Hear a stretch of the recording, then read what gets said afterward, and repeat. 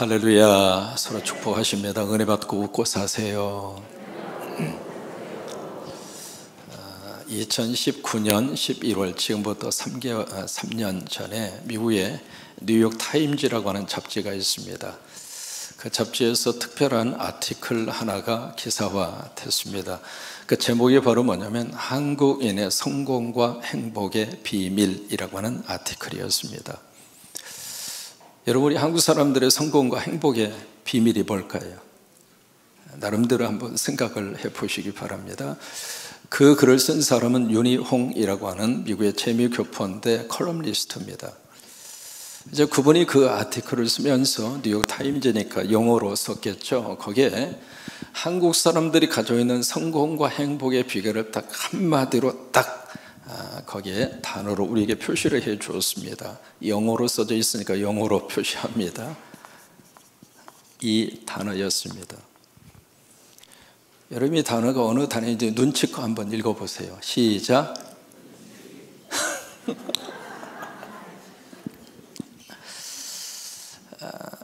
그러니까 눈치라고 하는 이 단어가 바로 이것이 한국 사회 속에서 살면서 성공하려면 눈치가 있어야 또 행복하려면 눈치가 있어야 되는 것이 한국 사회다라고 하는 그런 아티클입니다.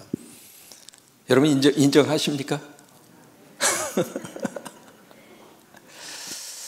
그러면서 이 눈치라고 하는 이것은 우리 한국 사람들이 가지고 있는 한국의 문화이다, 그렇게 이제 표현을 했거든요. 여러분, 우리 눈치라고 하는 이것이 꼭 한국 사람들에게만 있는 건 아닙니다.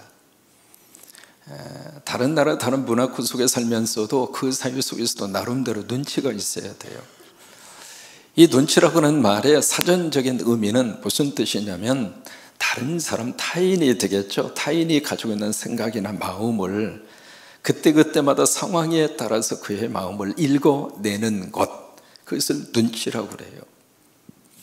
그러니까 상대가 표현하지 않았는데 상대의 표정을 보고 아니면 상대의 감정을 보고, 이 사람이 이런 생각을 하는구나, 이 사람이 지금 이런 상태 속에 있구나, 그것을 알아라 그 말이에요. 이게 살면서 이 눈치가 우리 삶 속에서 너무 필요합니다. 여러분, 사람이 살면서 눈치 없이 살면 안 돼요. 만약에 식당에 가서 이렇게 같이 조용하게 식사를 하는데 옆에서 막 떠들면서 막 교회 이야기를, 막 시끄러운 교회 이야기를 막 떠들고 있으면 눈치 있어요, 없어요? 눈치 없는 거예요. 식당에 가서 뭔가 이렇게 주문을 해서 시켜 드시는데 종업원에게 말도 안 되는 것을 막 요구하면서 큰 소리를 치면 눈치 있어요, 없어요? 눈치 없는 거예요. 그러니까 나름대로 사람이 살면서 눈치를 가지고 살아야 돼요. 눈치 없이 살면 인간관계가 다 파괴되는데, 특별히 우리 한국 사회 속에서는 눈치가 너무너무 귀하다고 하는 거예요. 그 눈치가 가지고 있는 영향력이 크다고 하는 거예요. 그 윤희홍 그 컬럼니스트는 이 단어를 소개하면서 이것을 영어로 번역하지 않았습니다. 소리 나는 대로 그대로 썼거든요. 왜 그랬을까? 한국말에 눈치라고 하는 이 단어를 영어로 번역할 만한 단어가 없습니다. 왜냐하면 한국에서 나온 독특한 어휘이기 때문에 그래요. 이것을 만약에 영어로 번역을 하잖아요. 그래서 혹시라도 영어 번역기를 가지고 눈치를 딱 치고 영어로 번역하라고 하라고 그러면 나오는 단어가 센스입니다. 센스. 근데 센스하고요, 우리가 말하는 눈치하고는 차원이 달라요.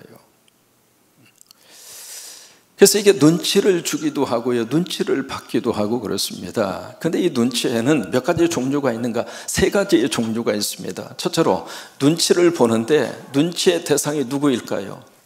사람이죠. 그러니까 사람이 눈치를 보고 사람에게 눈치를 주기도 하고, 그러니까 첫 번째 눈치의 대상은 누구냐면 사람이에요.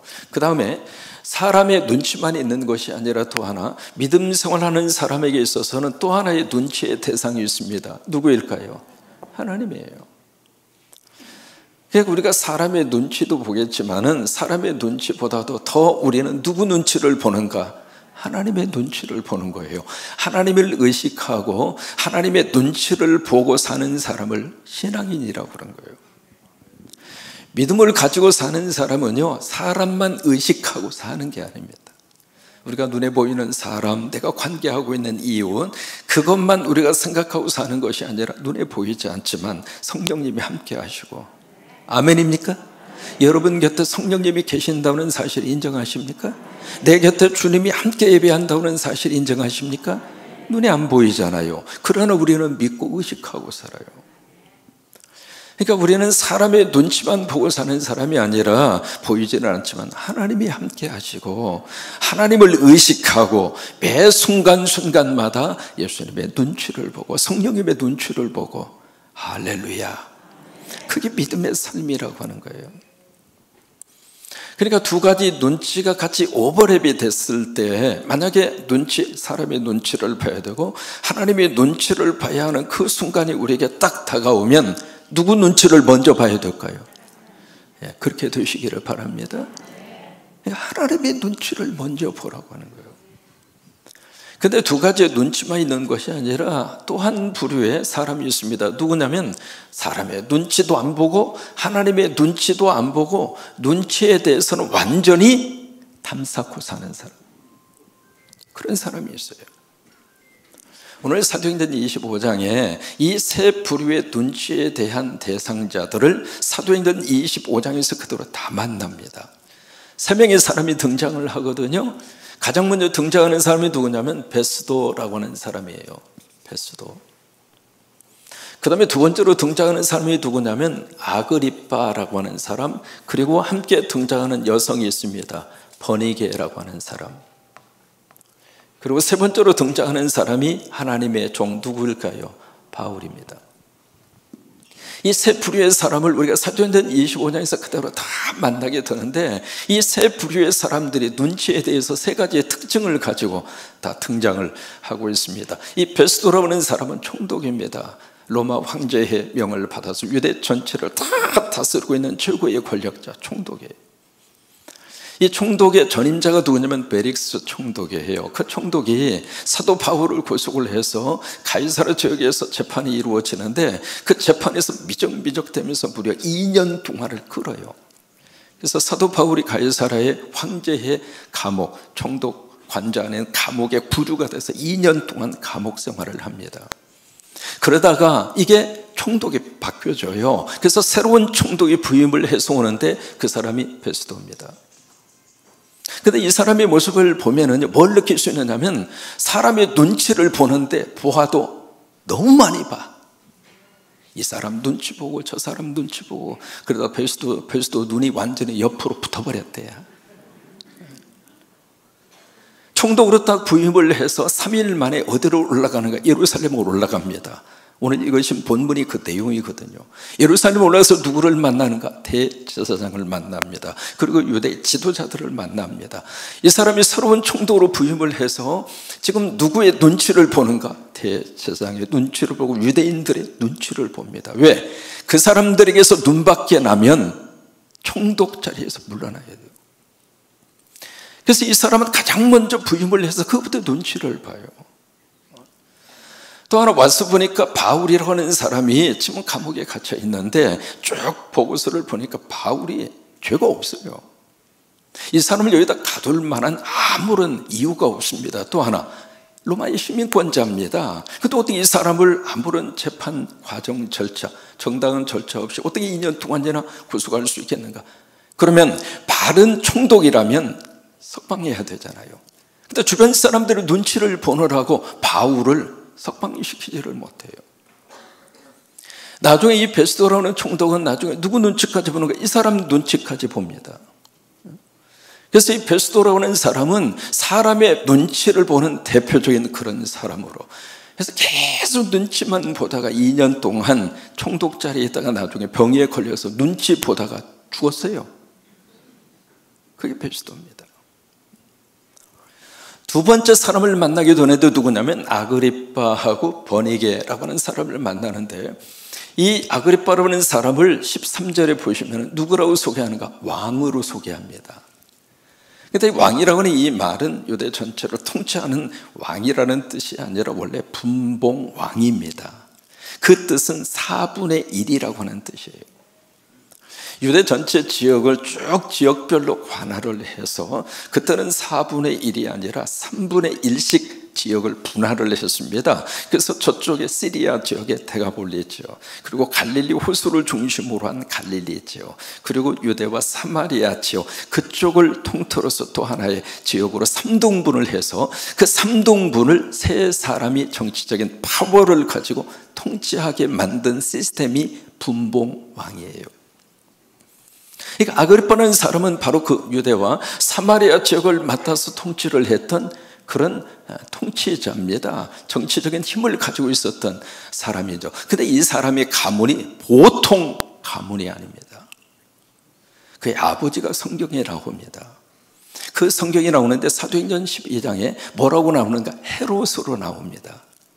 그러니까 역사적으로 여기에 기록이 되어 있는 아그리빠는 아그리빠 2세입니다. 그리고 사도행전 12장에 나오는 헤롯으로 등장하고 있는 사람이 아그리빠 1세입니다. 그 헤롯으로 등장한 그 사람이 바로 누구냐면 여러분 누구일 것 같아요? 야고보 사도를 죽인 사람이에요. 그리고 베드로를 잡아서 감옥에 투옥시킨 사람이 아그리빠 2세의 아버지 아그리빠 1세입니다. 그 다음에 이 아그리빠 왕의 할아버지가 성경에 나옵니다. 마태복음 2장에 보시면 아켈라오, 그 사람을 만나게 되는데 그 사람이 아그리빠 왕의 할아버지예요. 그 다음에 증조 할아버지가 성경에 나옵니다. 누구냐면 헤롯 대왕입니다. 예수님 당시에 2살 아래의 유아들을 살해했던 사람 헤롯 대왕. 그러니까 아그리빠 왕 이 집이 보통 집안이 아니에요. 아버지도 나오지, 할아버지도 나오지, 중조 할아버지도 나오지. 근데 그 옆에 등장하는 사람이 누구냐면 버니게라고 하는 여자가 등장하는데 그 버니게가 누구냐면 아그리빠 이 사람의 누나입니다. 여러분 여기서 눈치가 빠른 사람은 뭔가 좀 이상하다. 여러분 분위기가 좀 이상하지 않아요? 아니면 정상적이에요? 눈치를 좀 채셔야죠. 지금 남동생하고 지금 누나가 부부로 등장하고 있습니다. 눈치채셨어요? 눈치가 좀 있어야지. 정상적인 게 아니란 말이에요. 근데 이 번지게라는 사람, 이 아그리빠 이 왕의 동생도 성경에 나옵니다. 여동생 이름이 두루실라입니다. 베릭스 총독, 전임 총독의 아내입니다. 이 버니게로는 이 여성의 삶을 쭉 이렇게 보면은요, 세상에 이런 삶을 살 수 있을까 싶을 정도로 이제 그런 삶을 버니게가 살아요. 이분이 누구에게 시집을 갔는가? 알렉산드라고 하는 사람의 아들 마르쿠스에게 시집을 가요. 시집을 가서 어느 정도 살다가 그 남편이 세상을 일찍 떠납니다.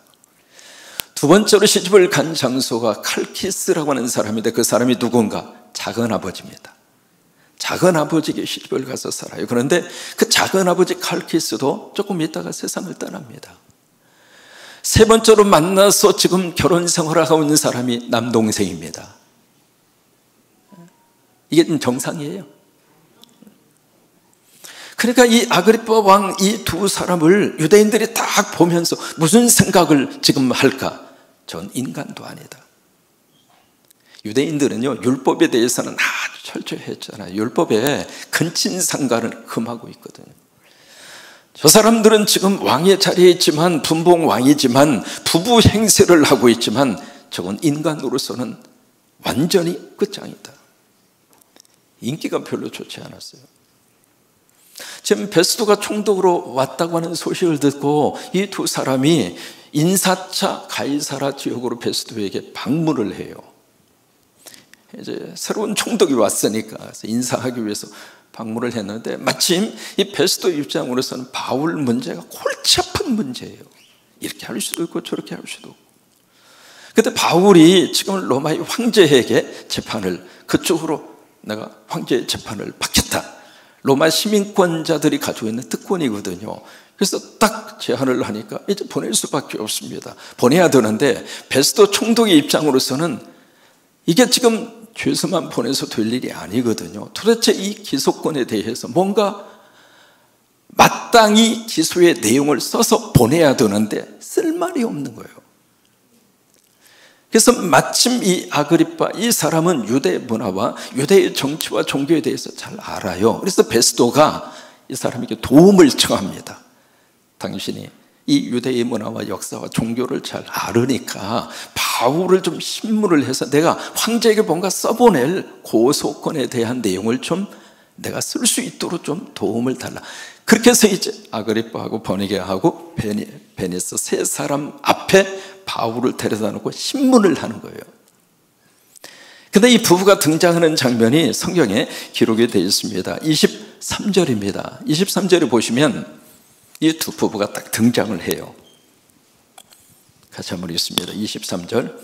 이튿날 아그리빠와 버니게가 크게 위험을 갖추고 와서 천부장들과 시중의 높은 사람들과 함께 접견 장소에 들어오고 베스도의 명으로 바울을 데려오니, 여기에 이 부부가요 어떻게 지금 갖추고 나왔는가? 크게 무엇을 갖추고?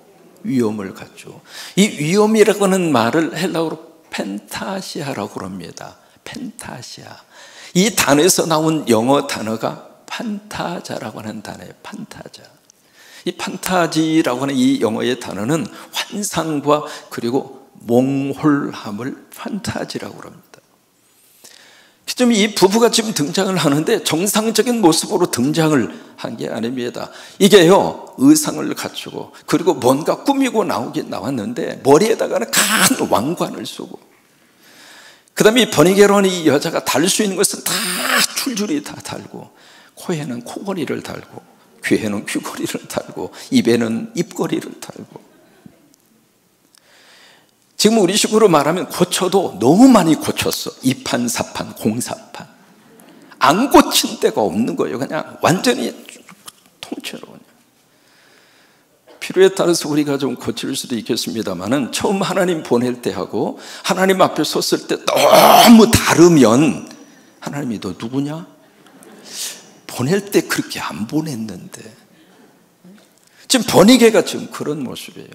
왜 그랬을까요? 왜 그렇게 이 버니게가 치장을 하고 외부적인 것에 그렇게까지 과할 정도로 신경을 쓰고 있을까? 왜 그랬을 것 같아요?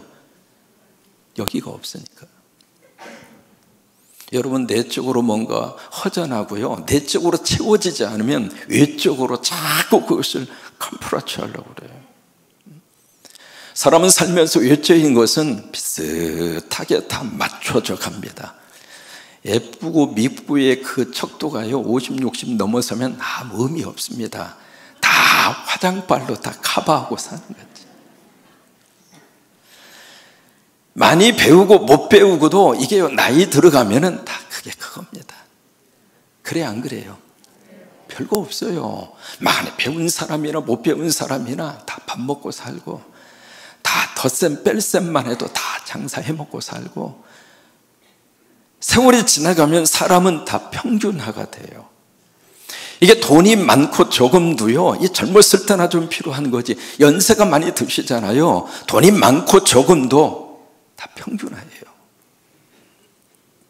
이 버니게는, 이 부부는 지금 이 관계가 불륜 관계잖아요. 있을 수 없는 부부잖아요. 자신들이 가지고 있는 부도덕함과 자신들의 불륜을 겉에 외부적인 것으로 치장을 하는데 과할 정도로, 이 두 사람은 눈치라고 하는 이만큼도 지금 없는 거예요. 백성들 눈치도 안 보지, 하나님의 눈치도 안 보지. 이게 왜 지도자가 백성들의 눈치를 안 보면 그 나라는 희망이 없습니다. 우리는 기도합니다. 이 나라의 지도자들의 백성들의 눈치를 보게 하옵소서. 우리 장로님 기도해 주신 대로. 이게 좀 눈치를 좀 봐야지. 백성들이 무엇을 원하는가, 백성들이 어느 쪽으로 가기를 원하는가. 여러분, 우리가 기도할 제목이 그거예요. 하나님, 이 나라의 지도자들이 국민들의 눈치를 보고 정치하게 하옵소서. 근데 이 두 사람은 아무 눈치도 없어요. 코치도 없어요. 세 번째 사람을 만납니다. 누구냐면 바울이에요. 이 바울은 지금 여기에 총독 베스도의 눈치도 안 봅니다. 아그리빠, 버니게 눈치 안 봅니다.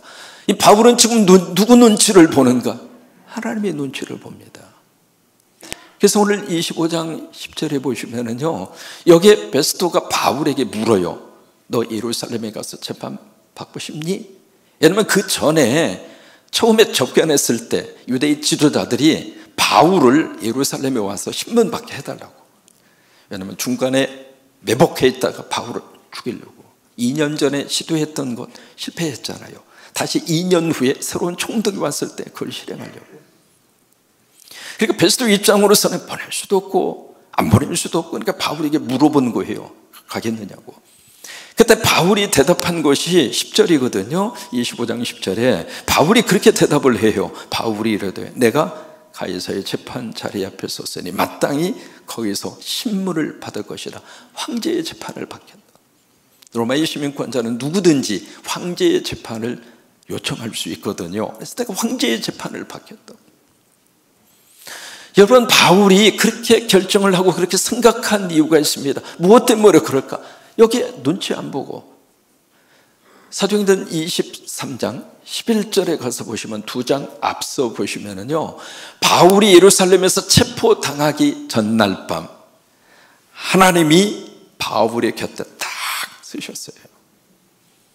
여러분, 이 한 해를 사는 동안 하나님이 여러분의 곁에 딱 서시기를 축복합니다. 하나님 우리 자녀 곁에 서주시고, 특별히 하나님이 우리나라 곁에 딱 서 계셔서 우리나라를 보호하시고 우리나라를 지켜주시고. 그러니까 그날 밤에 하나님이 바울의 곁에 딱 서셔서 하신 말씀이 담대하라, 두려워하지 말라. 우리는 그 말씀 믿고 마음 편하게 살 수 있습니다. 그리고 하시는 말씀이, 네가 예루살렘에서 나의 증인이 된 것처럼, 그 다음 말씀, 네가 로마에서도 나의 증인이 되리라. 바울은 그 말씀을 기억합니다. 그래서 나는 황제에게 가겠다. 왜요? 로마로 가야 되니까. 바울의 마음속에 지금 뭐가 있는가? 하나님을 의식한 거예요. 그 주변 사람들과 주변 상황과 눈에 보이는 사람들을 눈치를 보고 거기에서 판단하고 평가한 것이 아니라 하나님을 의식하고 하나님의 눈치를 보고. 여러분, 결국 누가 승리의 삶을 사는가? 하나님 눈치 보는 사람이 이깁니다. 사람 눈치는 안 볼 수 없지만, 그러나 정도껏 눈치를 보시고, 사람의 눈치와 하나님의 눈치가 충돌했을 때에는 누구 눈치 봐요? 하나님 눈치 보고. 마태복음 6장에 예수님이 우리에게 주신 말씀이 있어요. 뭐라고 말씀을 주시는가? 같이 읽습니다. 너희는 먼저 그의 나라와 의를, 보세요, 그의 나라와 의를 구하라. 뭐예요? 하나님 눈치 봐라, 그거예요. 먼저 보라, 이 말이에요. 사람 눈치 보다가 나중에 하나님 눈치 보고 그러지 말고 하나님의 눈치를 먼저 봐라, 그거예요. 다시 한번 띄워줘 봐요. 그 다음에 하나님이 주신 약속이 있습니다. 그리하면 이 모든 것을 너희에게 더하여 주리라. 하나님 눈치 보고 살면 하나님께서 역사하세요. 하나님의 눈치를 보면 다 정리해 주세요. 크게 아멘. 하나님의 눈치를 보고 살면 하나님이 필요한 것 더해 주세요. 미국의 흑인 여성 지도자 가운데 콘달리자 라이스라고 하는 흑인 여성 지도자가 있습니다. 아들 부시 정권 때 국무장관 했던 사람이죠. 스탠퍼드 대학에 있다가 부시 정권 때 러시아와의 관계 때문에 러시아의 전문가인 콘달리자 라이스를 국무장관으로 발탁합니다. 저분이 이제 그의 신앙 고백을 딱 쓰고, 그 고백의 책의 제목이 그거예요. 하나님, 제 방식이 아니라 하나님의 방법대로 이끌어 주시옵소서. 아버지도 목사고요, 할아버지도 목사입니다. 저분이 이제 미국 백악관에서 국무장관으로 근무를 할 때 부시 대통령과 그분도 아주 신실한 크리스찬이잖아요. 백악관에서 회의가 이루어지면 라이스 저분이 피아노를 잘 쳐요. 피아노 앞에 딱 서서 거기에 찬양 반주를 하면 거기에 모든 백악관의 참모들이 함께 찬양하고 기도하고 그랬던 분이거든요. 저 신앙의 고백서 그대로입니다. 내 방식이 아니라 사람 눈치 보고 사람 비유 맞추고. 여러분, 그거요 한도 끝도 없어요. 어느 목사님이 목회를 하시는데 아이를 하나 낳아서 잘 기르고 있는데 교인들의 눈치가 막, 여러분 목사는 눈치 구단입니다. 막 눈치를 주는데 그 눈치가 뭐냐면 목사님하고 사모님하고 얼마나 관계가 안 좋으면 더 이상 둘째가 왜 안 생길까, 자꾸 눈치를 주는 거예요. 그래서 목사님하고 사모님하고 이건 안 되다 싶어가지고 열심히 노력을 하셔서 둘째를 낳거든요. 근데 이번에 교인들의 눈치가 또 이상해집니다. 교회에 재정도 없고 목사님 경제적으로도 부하지도 않는데 무슨 둘째까지 나가지고 애를 그렇게 기르느냐고. 누구 눈치 봐야 돼요? 말은 그렇게 하죠. 사람 눈치는 한도 끝도 없는 거예요. 이 사람 눈치 보면 이 사람 눈치 보면 저 사람 눈치 보면 또 뒷사람이.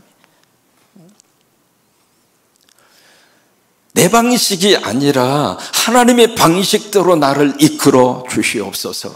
그 하나님의 방식이 뭔가? 하나님을 의식하고 하나님 눈치 보고. 여러분 비행기가 활주로에서 이렇게 이륙을 할 때 바람이 뒤에서 불어주는 게 좋아요? 앞에서 불어오는 게 좋아요? 그렇게 생각하시죠? 비행기는 안 그래요. 비행기가 이륙할 때 맞바람이 불어야 비행기가 잘 이륙합니다. 왜냐하면 맞바람이 불면 부력이 생겨서 비행기가 떠요. 우리가 하나님의 눈치를 보면 하나님이 우리 인생에 맞바람을 불어주세요. 그래서 그 맞바람으로 위로 쫙 하고 올라가도록 더하여 주리라. 그래요. 여러분 누구 눈치 보고 사시겠습니까? 그래. 아멘이죠? 사람의 눈치도 보고 여러 가지 환경의 눈치를 보면서 살지만은 정말 우리들이 눈치 봐야 할 대상은 하나님이세요. 여러분 하나님의 눈치 보시고 멋지게 상승해서 그런 축복의 삶을 사시게 되기를 주의 이름으로 축원합니다.